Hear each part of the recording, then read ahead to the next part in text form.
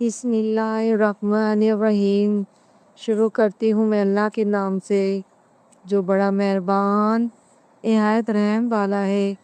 حضرت ابو ہریرہ بیان کرتے ہیں، رسول اللہ صلی اللہ علیہ وسلم نے فرمایا، جب تم میں سے کوئی دعا کرے تو یوں نہ کہے، اگر تو چاہے تو مجھ پر رحم فرما، اگر تو چاہے تو مجھے رزق عطا فرما، بلکہ اسے چاہیے کہ وہ پورے عزم کے ساتھ دعا کرے، کیونکہ وہ جسے چاہے کرتا ہے، اسے کوئی مجبور کرنے والا نہیں۔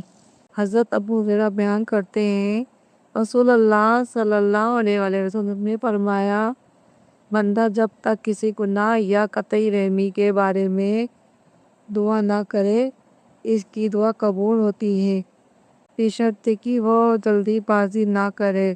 عرض کیا کہ اللہ کے رسول، جلد بازی سے کیا مراد ہے؟ آپ صلی اللہ علیہ وسلم نے فرمایا، وہ کہتا ہے، میں تو بہت دعائیں کر چکا لیکن میری دعا قبول نہیں ہوتی۔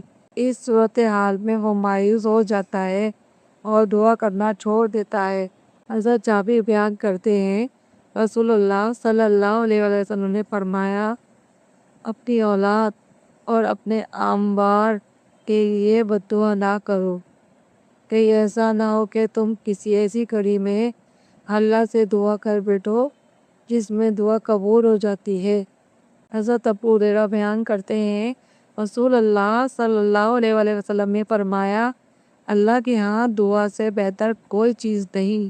حضرت سلمان فارسی بیان کرتے ہیں، رسول اللہ صلی اللہ علیہ وسلم نے فرمایا، صرف دعا ہی قضا کو ٹال سکتی ہے اور صرف نیکی و اطاعت ہی عمر درازی کر سکتی ہے۔